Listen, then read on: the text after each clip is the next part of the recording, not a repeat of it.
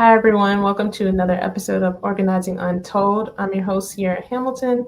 And today's episode, we have another guest here joining us for the Organizing Untold podcast. We have Tina Baxter. Thank you so much, Tina, for joining in on today's episode. And if you could, please let us know who you are and what you do. Well, first of all, thank you for having me. And the question of who you are was one that I had to stop and think about because we often talk about what we do as who we are, but that's not who we are. So I'm going to say who I am. I am a child of God. I am a wife. I'm an aunt. I'm a great aunt. I'm a daughter. Um, I am an evangelist. That's who I am. Yeah. And then can you also share a little bit about what you do as well? Yeah, so I am a nurse and a nurse practitioner. And I've been in healthcare for over 25 years, and it started out working actually as a volunteer in a nursing home. Then I worked in the lab in high school. So I actually worked in the lab at the medical college in high school. Mm. And from there, I became a CNA to an RN, and now a nurse practitioner and an entrepreneur. So those are my roles, as they say. Yeah. I love that. I love that. Thank you for taking the time to introduce who you are and what you do and separating the two. I definitely agree that that distinction is something that's there. And so the reason for both of those questions. So, with who you are and what you do, how do you feel like organizing has helped you get to where you are currently as an individual and also within your different roles? I would have to say organization has been key. If you've ever, if any of your in your audience ever worked with nurses, we have to stay on top of things. If we don't, things go wrong. When you've got someone in one room demanding to go to the restroom, another one needing a pain medication, and this one over here needing special care or whatever, you've got all these competing things for your attention. So you have to be organized. So I carry that then into what I do as a business owner, and I stay organized by taking my day. We all have 24 hours, so I take my day and I choose those top three things that I need to get done. Yeah. I allocate my time well. I make sure that if it's clinic time and I'm seeing patients, that I stay present in that moment to see patients. But then in the other times, I schedule times for podcast appearances or whatever I have to do, putting in time with my family. I put that on the calendar. And then I'm going to say, most importantly, and I'm going to tell you why in a moment, but most importantly, I put myself on the calendar. I realize that as nurses, we're very good at taking care of everyone else, but we often forget to take care of ourselves. And if we don't take care of ourselves, how can we be there for the patients that we have to take care of, our families, our coworkers? You can't give from an empty well. So it sounds counterintuitive, but self comes first Yeah. because you have to take care of your own health, your own well being, your own mental health in order for you to be available to help others. That's very true. No, that's a good point there that you make, and thank you for taking the time to kind of highlight that because yeah, self comes first. Like you said, you can't pour from an empty well, and if you are, it's almost like the capacity that you're giving at from that empty well is never gonna be like 100% or as much as it could have been if you took care of yourself first and then took time to pour into others. If So Yeah, yeah, if go you ahead. don't take care of yourself, that's going to lead to burnout. That's Yeah, going to lead to pessimism. That's going to lead to compassion fatigue. And so when you understand that having that capacity, that bandwidth that people like to talk about and bandy around, to have that to be able to give to someone else, you need to have those resources. And if you aren't building up those resources, it's going to be very hard to sustain that type of activity. And yeah, so I look at it as building that foundation so that you're strong that when the, everything goes to, as they say, hell in a handbasket, right? When it's a full moon, nurses are very superstitious. When it's a full moon and everything is Yeah. going on and you're on your 10th admission, if you don't have something inside of you that helps you carry forward, that's when you crumble. That's when it becomes hard. And then you're not giving your best care and your best self. I look at it this way: how can you help someone if you're dead? And I'm not talking about just physically dead, but dead inside. Yeah. How can you give life to someone when you don't have it yourself? Yeah. And so we have to take care of ourselves. Yeah. Agreed. Agreed. And that, even just talking about that, like, do you feel like this has always been something that has been a part of you in terms of like putting yourself first and also tying that in with organizing as well? Do you feel like you've also always known to just be organized in order to be able to manage the different parts of your roles and the different parts of your job, as a nurse and as a business owner? Like, or was there, when did that light bulb click in both areas of like self first and Well, I'm going to say I am a type A personality people pleaser, right? And recovering from that. yeah, And I realized that early on that if you got good grades, you got gifts, you got things, you got praise, And yeah, so there was a lot of external validation that was happening. So as I became older and realized that that external validation is almost like a trap, it's like a drug that keeps you going and going and going until you can't give anymore. And one of the biggest epiphanies that I had, I was working two jobs as a CNA, working in two nursing homes, and I would go work day shift in one, go home, take a nap, take a shower, get up, work night shift in the other, get off, take a shower, sleep for 30 minutes, get up, go to the day shift job, and would do this repeatedly. wow, And I passed out on the floor of my apartment. I made mm, it up the stairs to the door. I'll never forget it. And I shut the door. I didn't even have the strength to lock it. And I just slid down the wall and laid on the floor, and I was out. And a couple of hours later, I came to, crawled to the sofa, picked up the phone, and called in for the next 2 days, which, mm, at the time I was very money hungry because I was yeah, poor. I worked as a CNA, two jobs, yeah, and so it was hard for me to do that. But I realized I couldn't let my body get to that point anymore. But it took me a while to get over that. And so the physical part I took, right? I understood that, but the mental part I didn't yet. yeah, And so fast forward to becoming a nurse and working as a supervisor in a job, and the job was killing me.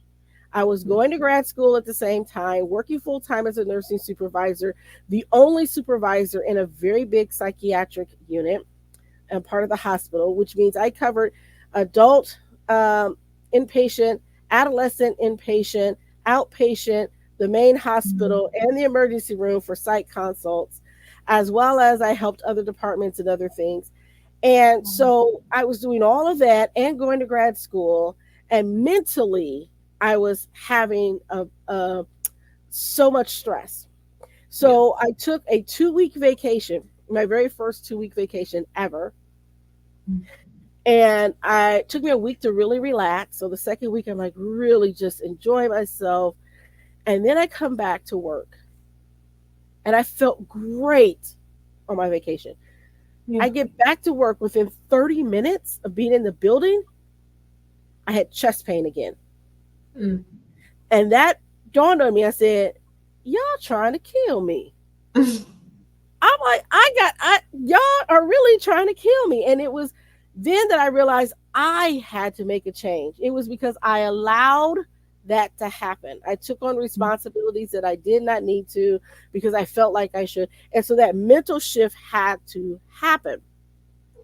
I think it's really weird that we have a flex, that says nurses, um, we can hold our bladder and not go the whole shift. I'm like, who goes 12 hours Mhm. a day and not goes to the bathroom, right? And so I think that's really, I think that's a big mindset shift that we have to make.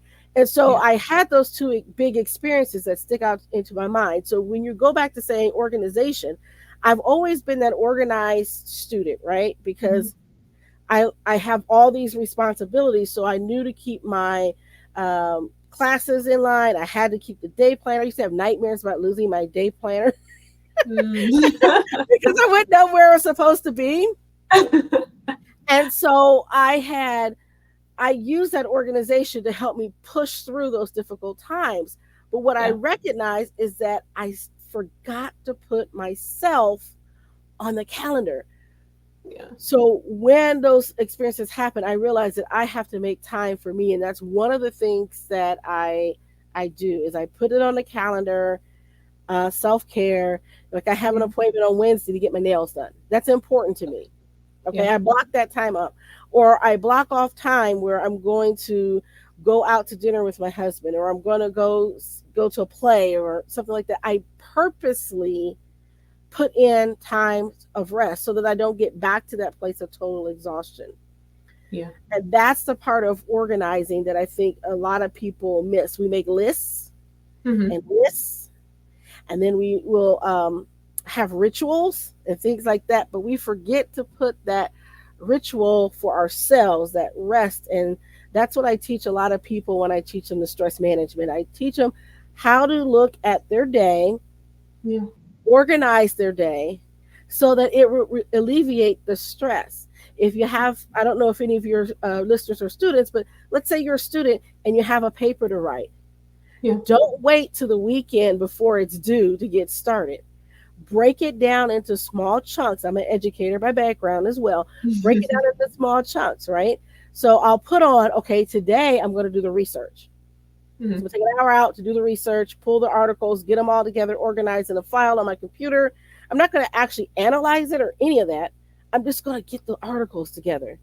Yeah. And so I break it down into small chunks so that it's more manageable. And then when I sit down to write, my mind is ready to write it. That's kind of how I do a lot of the things when I'm writing my blog or whatever. I sit Yeah. down and I plan it out, I draw an outline, I take those moments. Now, I'll tell you, I kind of have always been an organized person. I have to say that. Yeah. So imagine getting married to someone who's kind of the opposite of you. Okay. My husband is more of laid back, take it as it comes personality, totally not my personality. Mm, So we yeah. have our very first big vacation that we're taking. We haven't been married long, maybe a few years. Yeah. And so, typical me, I type up an itinerary in a binder. In the binder, it has all the maps of where we're going to go. This is back when you use MapQuest a lot. So Wow. I printed out all the directions in the binder. I had a time of when we were supposed to do everything. And so I had it all planned out. And he was like, well, I don't want to do that now. I want to do this. I said, no, no, you don't understand. If we don't do this now, right here, then that means we Mhm. can't make the schedule to be at the dinner on the boat here. So you have to do this now. And he Yeah. just lost it. He just had a meltdown, right? Ugh. Because that's not how he works. Yeah. For me, that was like structure. I like it, Yeah. But for him, it was just like, I just want to lay here and stare at the wall in the hotel. And I'm like, okay, you got 5 minutes. I'm like, we got to go.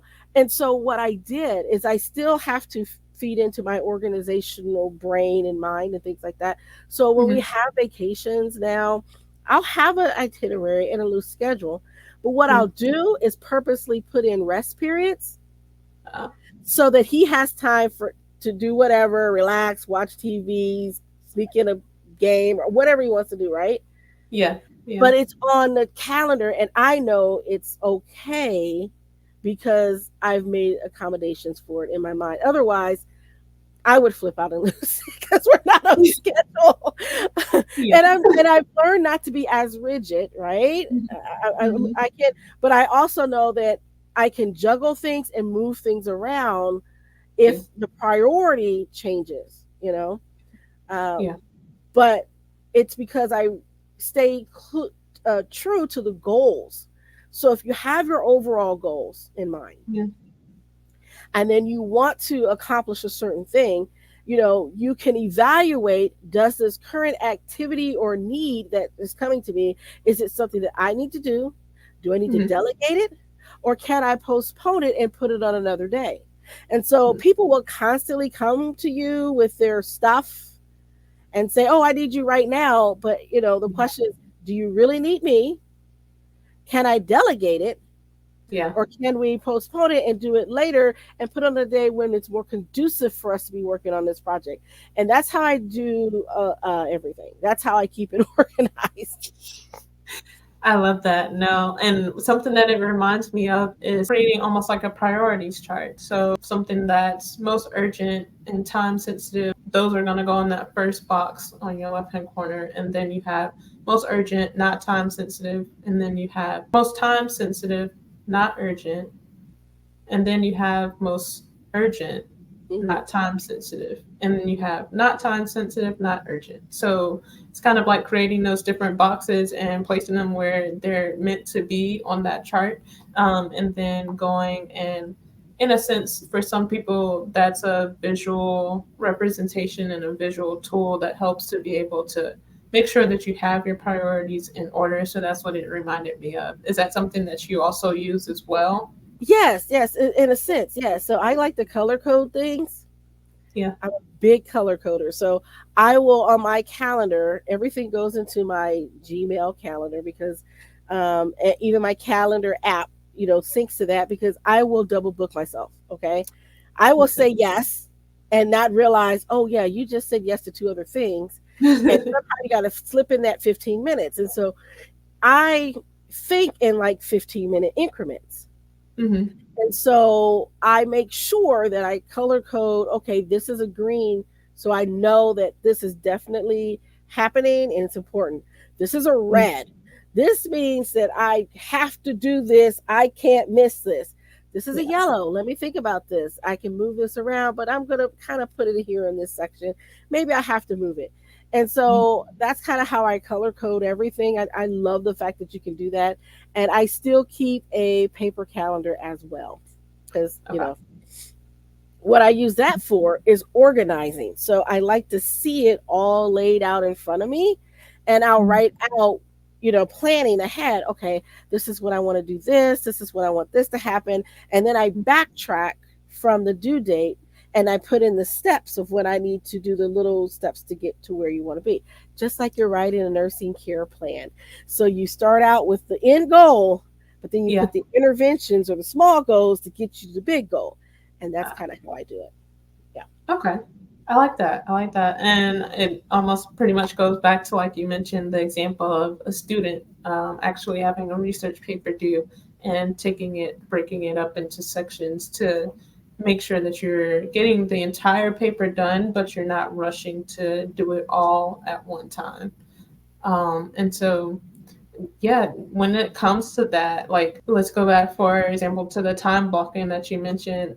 How do Yes. you feel like you include that in that time blocking piece? Like, do you create a specific time for, say, for example, those interventions, or say, for example, the different smaller steps to get a larger project done? Do you create those like time block sections for that too, or how does that work? Yes. So I'll put on my calendar, okay, like let's say I'm prepping for podcasts. Hmm. I'll put on there, okay, we're going to send out the emails for the podcast guests. And Yeah. just a reminder. So I'll set a time up for me to go do that and make sure I have all the podcasts lined up on the calendar, and then I Mhm. have the emails and I schedule them to go out when they need to ahead of time, so I don't forget and have to worry. So I schedule a time to do things like that. But then I also block what I call my glorious purpose time. Now, what is Mhm. that? I used to put block when I didn't want people to schedule anything because that was like either my me time or travel time or something like that. But that just seems so negative. And I think it just blocked my flow. Yeah. So I started calling it my glorious purpose time, which means I can put anything in that time that I need to that's leading me towards my purpose. So whether it's travel and I'm in the car and I'm listening to an audio book or listening to a podcast or something like that, I'll use that time, and that's a way for me to reclaim some of my time back.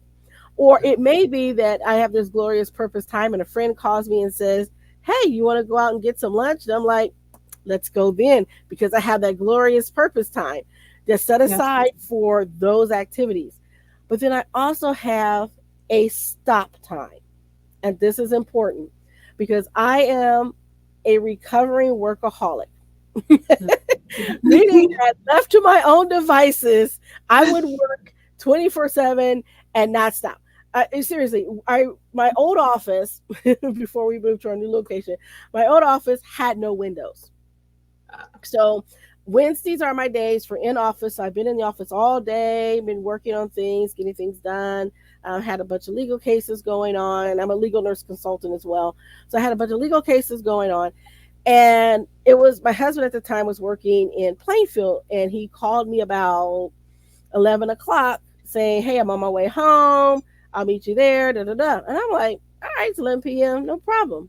I said, "I'll be there." So I'm thinking, I got a half hour, right? Mhm. So I'm working away, not even realizing it. It was about 1:30, 2 o'clock in the morning. He calls me and says, are you still at the office? And I'm Wow. like, yeah, I'll be done in about 10 minutes. I said, yes. I said, "You do know it's about 2 o'clock in the morning." I said, "Is it really?" I didn't know because I had no windows. I couldn't Yeah. tell. So I made a commitment to stop working at 9 p.m. The only time I ever go over that commitment, and it's a planned thing, is if I'm Mhm. talking to somebody out of the country. Because obviously, if I'm talking to somebody in Australia, New Zealand, whatever, Yeah. it might be 11 o'clock at night where I am, but it might be morning for them or whatever. So I try to be flexible for things like that. Or if I'm going to a big conference and the conference is on the West Coast, and so they don't end till late on the East Coast, I'll make exceptions for that. Yeah. But I try to make it to where I stop working at 9 Yeah. and I say, "Okay, tomorrow you can go back and pick up where you left off. It'll be fine because you're off Yeah. work now." Otherwise, I just keep on working. And and so I do that because I want to make sure I'm getting my rest and my sleep. And so I purposely put that on the calendar. I even set my phone to power down and Mhm. block calls except for the emergency people on the list Yeah. at 11 o'clock. So if you I try love to call that. me after 11, I'm not going to get into the next day because my Yeah. phone powers down so that I won't be on the phone talking to people and getting phone calls. And it's very nice that I can do that. And I took a job as a nurse practitioner where I don't have any on call, yay, anymore because I did years where I was on call all the time Yeah. and I would get calls all night long. So Mm. a lot of interrupted sleep then. Yeah. Yeah. Yeah. No, that all of what you just mentioned is so key, so important. I love that it's now like became part of your routine, a part of your ritual in a sense to make sure that you're creating that stop time, creating that glorious purposeful time, to be able to one block off the time specifically for different events or different outings or just being able to do things that are going to help you be able to function better.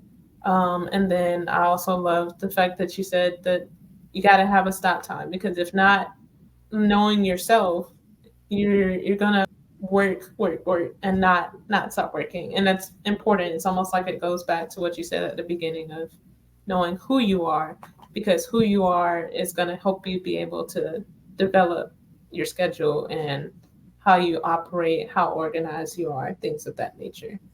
Yeah, I was just thinking, I love my husband. He is yeah, so opposite from me. So he'll yeah, say, "Yeah, I've got a doctor's appointment and then I have a meeting today." And that's yeah. it. That's his big day. He'll do other things, but if Mhm. he has something like that, then that means the whole day is done. And I'm like, "Wait, that's like an hour." In my mind, I'm like, "No." I said, "You can do Yeah, this, this, and this." And so we're so different Yeah. It is so funny. And like I said, I schedule my day in 15-minute increments. So Hmm. if I have an extra 15 minutes, maybe I'm sitting at the doctor's office and I'm waiting to be seen or whatever, I'll take that time and say, hey, I've got 15 minutes. Let me shoot that email out. So I do things like that to reclaim my time. I'm an avid reader. So I always have a book or something on me somewhere. If it's not on my phone, I have a physical book. 'Cause I love physical books, but I always have something to read. I was a kid that would read the cereal box every morning because I needed something to read. I mean, I remember I would read the shampoo bottles. Oh Okay, wow. so I've been an avid reader since I was 4. Yes, I Hmm. was one of those kids that started reading early. And my how what did my parents do to get rid of me in the summer? Take me to the library and drop me off. That's what they would do. That was our camp, my camp. I would get about 15 books, check Uh-huh. them out, take them home, climb up in my favorite tree, and read. And that was my fun time. In fact, that was my mom's punishment whenever she was annoyed with me, which Wow. wasn't too Yeah. often, but she was like, "You have to go outside." All right. That meant I'd take a book, I climb the tree, I'd sleep in the tree. We had this great tree in the backyard. It was awesome. I love Oh. that tree. And I could climb up there and wedge myself in, be perfectly safe. And I'd be Yeah. up there for hours. And then my mom would be like, "Where's your sister?" And my sister's like, "Up the tree." Be there all day. Wow. I love that. I love that. No, it's like the little things, the little things that we love to do that are helpful to be able to turn into something more, something that we enjoy in a sense. Yeah. Yeah. I And am not, going. Oh, I'm go so ahead. sorry. I was going to say, I'm not afraid to admit that I am a big nerd. Yeah. I've been for all my life. Um, I remember I was always interested in science. So, as a scientist, always interested in science. So, my parents got me my very first chemistry set and my very first microscope. Yeah. So, I had that for one Christmas. And I remember that I wanted to run some experiments. And of course, my sister and I were always into these imaginary things. So, we developed Yeah. a secret lab. I'll never forget this because I got a lab coat for Christmas too. It's funny. So we had a secret lab that you had to get in with a secret knock, and we ran experiments out of the lab that was upstairs before I got banned to the basement with some unfortunate chemicals. But anyway, but I remember writing research protocols Oh, wow. for our lab. I think I was like maybe 13.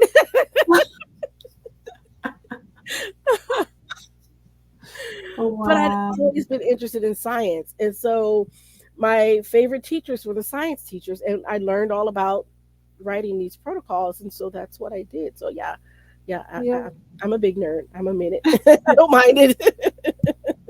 Makes sense. Makes sense.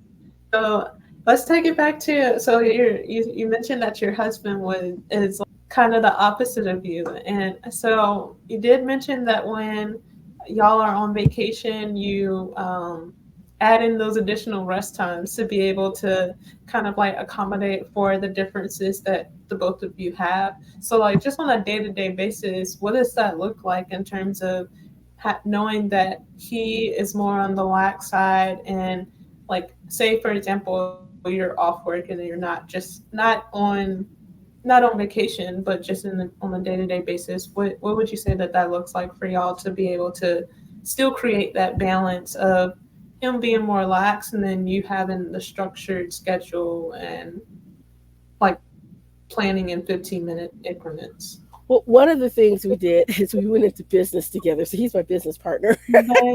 Love it. But the other thing is that we communicate. The communication is very important.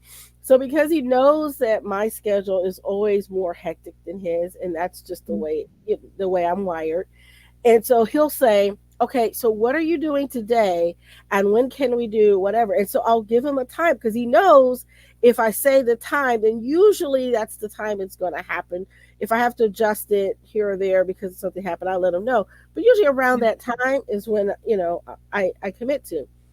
And so we kind of talk it over about when we have these big things that are happening. Like today, he said, let's go out to lunch. And I'm like, oh, I don't want to go out to lunch. It's Saturday. I'm not feeling well. I want to lay down. But he Yep. said, let's go out to lunch. I said, okay, I'm going to have to get dressed. At least you can feed me, right? That was the whole idea. And so, yeah, so we kind of negotiate, right? Um, Yeah. and because I'm a big planner, he Mhm. knows that it's best if he gives me a heads up so that I can put it on the calendar because otherwise, one, I'll forget, and Yeah. two, I'll just book a whole bunch of stuff over it. So because he knows that, he tells me well in advance because we're going to go over the calendar, and then we sit down probably about 2 or 3 times a month, and I go, okay, now here are the big things that are happening this month. So this is when this is happening. Put it on your calendar so you don't forget, right?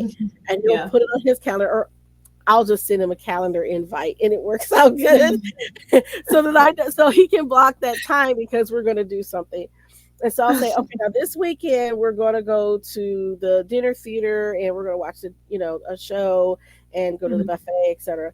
And so we'll put it on the calendar. But yeah, it's that communication piece of, and he has access to my calendar, whether he knows how to use it or not. He does. He has access to my calendar. Yeah. Um, and so I encourage him to look at it. I sit down and we go over it and I show it to him and I ask him, when are your important dates? See, that's the other thing. It's not just about me. I Yeah. want to know when his important dates are so I can put them on the calendar so Yeah. I won't forget and schedule something over it. So, my husband has a lot of health challenges and he just recently had a kidney transplant. So, because of that, we had to juggle all the doctor's appointments and hospital visits and things like that. And so, I'm going to say if you're a very busy person, and you've got a lot of stuff going on personally, you need to make sure that you carve out that time for those important events for other people that are in your life. Yeah. It can't For sure. always just be about you and what you want to do. And so when he was in the hospital one time during his surgery, I had some stuff going on. So I had moved into the hospital with him basically, and I just brought my laptop. And while he's over there recovering, I'm keeping an eye on him and working on this project because I had a deadline due. So Yeah. you just have to kind of make it work and be flexible. That's the other F word that people don't like to talk about. Flexibility. Yeah. Other F word people don't like to talk about. Yes. Yeah. Speaking of even just flexibility, like, so being that you mentioned that, like, how do you feel like flexibility plays into your life, even though you know that you are a structured person, and like even though you do take into account other people's plans and their schedules and those important dates as well.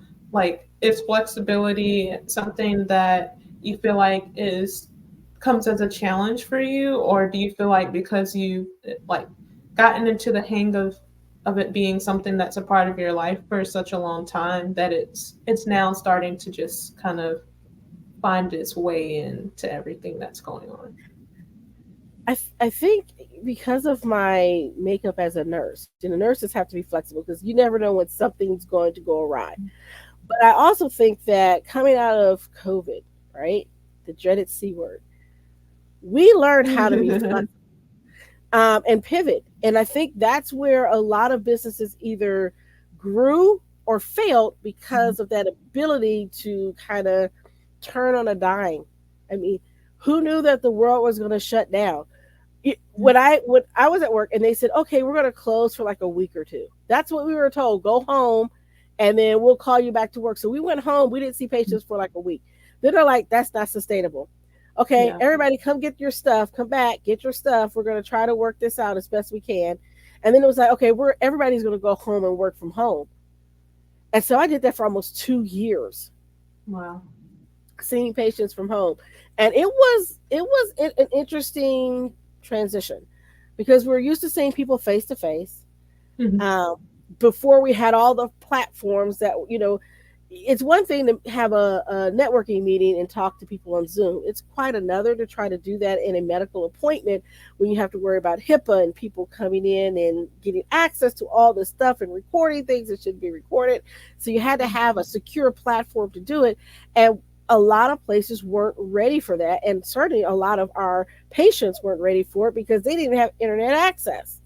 Mhm. So, it was a struggle, but I also knew that during that time, what I was doing is important because I was keeping people out of the hospital, which is where we didn't want them to be, right? Yeah. Because one, we didn't want their illness to get worse. I work in psychiatry, by the way. We didn't want their illness to get worse. But secondly, we didn't want them to go clogging up the emergency rooms when they're dealing with all the stuff going on with COVID. And I Yeah. had a lot of patients that wouldn't even go to the ER because they were all afraid that, they were told stay at home, and so everybody was Mhm. afraid to go out. If somebody Mhm. stood next to you, you're like, why don't you have a mask? I mean, it was this whole weird thing, Yeah. right? And so if you didn't learn how to be flexible during that season, I don't know how you're not going to be. You just have to learn um, that you might have to adjust, you might have to make a shift, you might have to do something differently, and that's okay. Yeah. That's how people to understand. It's okay. Change is not always bad. Change Yeah. can be good That's because true. that keeps you on your toes and help you to be more innovative, especially if you're in business. Agree. Agree. And would you, speaking of business, when you have moments like that for yourself in business in general, or even in your job, do you feel like it shows up the same way every time, or have you noticed that it's been like shown up differently, and you've had to kind of like figure it out? I think other than the dreaded C word, right? The other C word, Yeah. uh, besides the big C word that we always talk about cancer, but when you think about that, that was a shock, right? That was unexpected for those of us who weren't in the know. Mhm. But I think the universe kind of leaves us clues that things are changing. Give Yeah. you a great example. I don't know if anybody's noticed this, but on your social media algorithms like Facebook, there's been a lot of change. You're not seeing the same things that you were seeing 6 months ago, Yeah. and the way that you have your engagement is probably shifted. Yeah. And so what I've noticed, and as I was watching the changes that were happening with the social media and their algorithms and whether they let you show certain things and they're always policing you, is that a lot of creators are now making their own platforms. So Yeah. they're going to their own apps. And so there's been a rise in apps, and I could kind of see that starting to happen even before this big push to now get your own apps out there. And Mhm. with every restaurant, business, has their own app for you to get on, our phones only have so much memory and space, right? Yeah. And That's I true. get frustrated. I mean, if I want to go down to the local McDonald's, I don't want to have to get on the mobile app. I just want to tell you what I want. But now everything is getting to having their own app, their own application. And so, what is that going to look like 5 years from now? Yeah.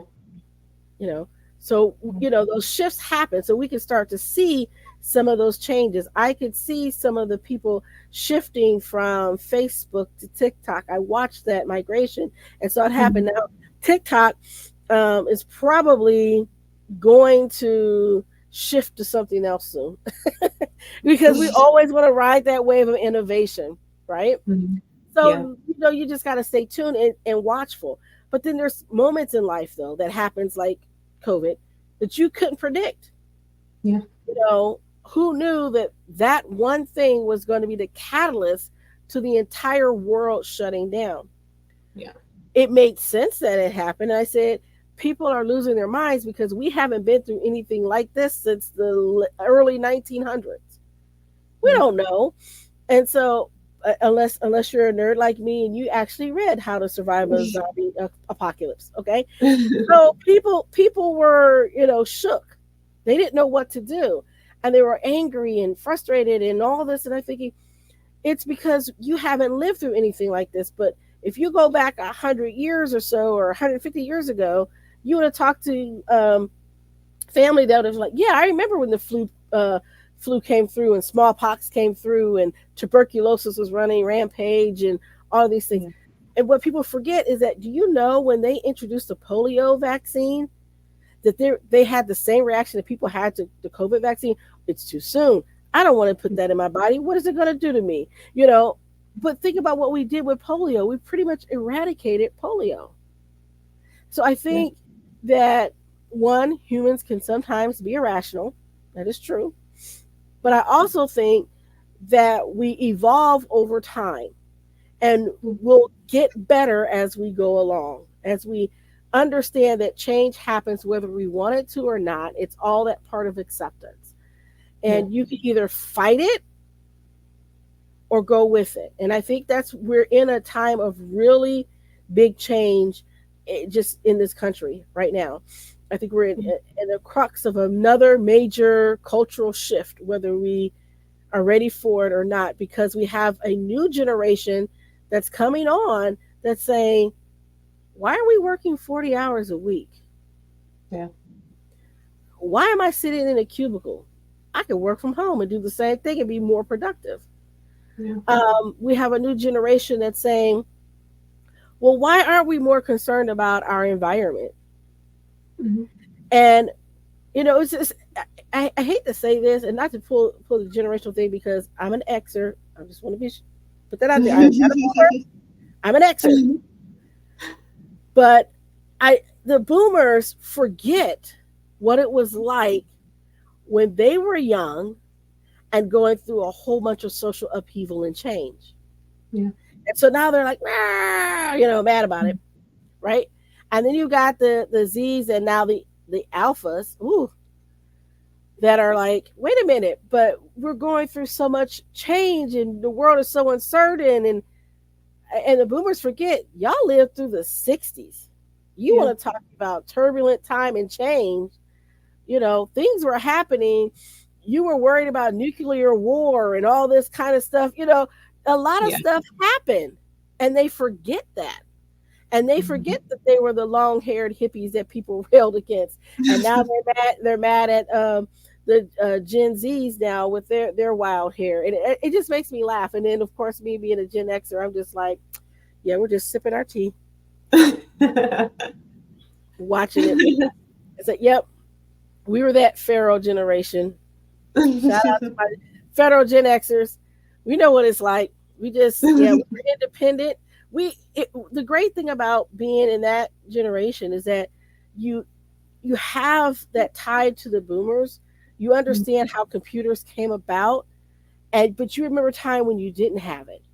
And Yeah. so it has shaped us in a way that's a little bit different. So we have that tie to the past, but we also have that big tie to the future as Yeah. well. So for Yeah. us, we're like, to me, I think we're the best generation, the best kept secret, Yeah. because we've lived through both, and we can just look back and just watch the dumpster fire of the two generations clash, and we're just like, yeah, just leave us out of it. We're good. We're just bystanders, just on the sidelines. Yep, it's like, no, we don't care. It's interesting how different people are. I remember in nursing school, the class that was right before us, and I was a junior, they were seniors.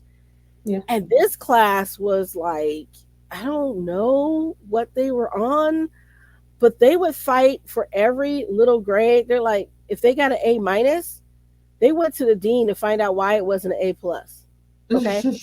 That was them. And so our junior class is looking at them like, yeah, we're not going to be that, right?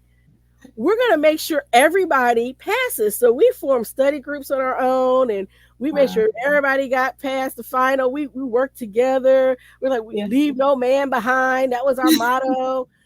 But this other group was cutthroat. There was like, you gave her an A, I deserve it. I mean, it was bad. And we're Wow. like, yeah, we're not going to be that way. We're going to get behind everybody. And that's kind of how I see Gen X is. We're like, yeah, we'll fight for one another, and but we're not going to be that boomer, and we're certainly not going to be that Gen Z. Yeah. We like happily in the middle, and we just like to stay in our lane and be happy. So that's the kind of how I look at it. That's my philosophy anyway. Yeah. That makes sense. That makes sense. No, and I can see that. I can see that. Yeah. But just bringing it back around to just organizing in general, I do want to thank you for taking the time for Sure. us to just be able to sit and have a conversation about organizing and what that looks like in your life with being a nurse and also in business and the many different ways that you show up in different roles within your life as a wife, as a daughter, and in so many other ways. And so I did want to kind of wrap things up in a sense with one question of what would you say is an organizing tip that you truly live by that you would like to share with the audience? I'm going to say what I like to call organizational Sunday, meaning that on Sundays, I usually take a time, like an hour or so, just to look at my week Mm-hmm. so that I know what I'm supposed to do that week, the big things, and I kind of make sure I've plotted things out and made adjustments and followed up with things. So that organizational Sunday is kind of sacred to me. I try not to work on Sundays. Yeah. Um, I typically use that for rest and worship and family time. But I also take that time to set myself up for the week. So I may plan out our meals that Mm-hmm. Sunday.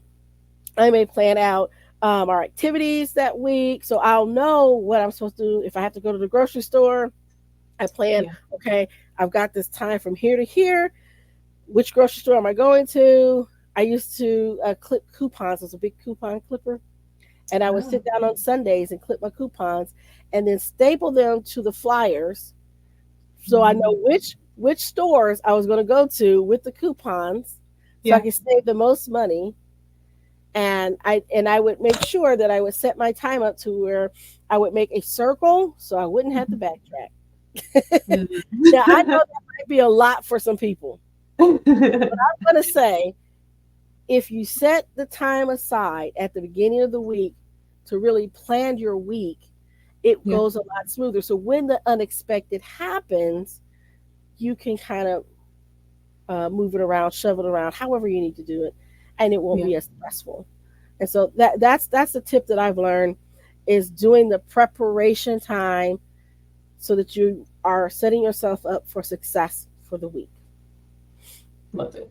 Yeah, no, I would definitely agree with that. I'm also one to kind of take that route, whether it's on Saturday or Sunday. I'm using that one of those days to be able to start preparing for the next week so that, like you said, those little hiccups in a sense, or just those unexpected times that you'll have in the week, you'll be able to navigate them a little bit easier and not be as frustrated as if you or as frustrated if you didn't plan out the week ahead. So Yes. yeah, it's important. It's important. Well, again, thank you so much, Tina, for joining in. And I did want to give you the chance to be able to let the audience know as well, for those who are interested in continuing to follow along with your journey um, as a nurse, as a business owner and podcaster, and also just your organizing journey in general. Where would you say is the best places for them to find you? You can always find me at the nurse-shark-academy.biz. That's our website. You get a hold of me there, shoot me an email. But that's the best way to find us. Just go to the website, the nurse-shark-academy.biz, and be happy to talk with you. And then you can also sign up for our newsletter and get a hold of our podcast there too. Okay. All right. Well, there you go. You have it. Make sure you all visit her website and be able to stay connected with her. And I look forward to talking with you more, and I'll be talking with you soon. Thank you. Thank you so much. You're welcome. All right, everyone. Thank you so much for joining in for today's episode of Organizing Untold. Again, our guest for today was Tina, and she went over so many helpful and useful organizing tips and also ways to be organized, but also ways to show up when people around you may have a different form of organization, or may have a different form of how they operate in life, whether they're more lax and not as structured as you are, and how to still show up in ways that are going to be beneficial to you as a person, but also in ways that respect them, and that take into consideration the important events and things that they have going on in their lives as well. And so she also talked about how to make sure at the beginning of the week something that is helpful for her and that can be helpful for you all as an audience is planning out the week ahead, so that you're able to know exactly what needs to be done and when, and also be more prepared for any hiccups or any unexpected things or plans that may come up during the week, and be able to better navigate those. So, we want to again take the time to say thank you to Tina for being our guest for today's episode. We hope you all get to experience just all of what she said and be able to take the parts that may have applied to you the most, and be able to add them and adjust them into your lifestyle as necessary. And so, again, Organizing Untold is here to help busy business owners and those who work 8 a.m. to 5 p.m. become confident with their organizing journey. And we do this by bringing on guests who already feel like they're confident with where they are in their journey, and they get the chance to share with us how they have gotten to where they are, how organizing has helped them get to where they are today, and be able to go along their organizing journey and what that looks like here on this episode and here on this podcast. As mentioned, Nicely Placed Organizing is the overarching business of which Organizing Untold is a segment of. And so within Nicely Placed Organizing, we organize for first time home buyers, borderline hoarders, and full time artists with art studios and workspaces. And the whole purpose there is to help people find what they need when they need it, be able to release them of overwhelming feelings and stress related to organizing, and also be able to help them meet their deadlines that they've been missing. So, if you know anyone, or if you yourself are someone within one of these audiences, reach out to us at nicelyplacedorganizing.com and let us know. Contact us there at the contact tab, and let us know that you're interested in either booking a session for yourself or for someone else that you know could really benefit from the organizing that we provide. Again, thank you for tuning in to Organizing Untold, and we look forward to seeing you in the next episode.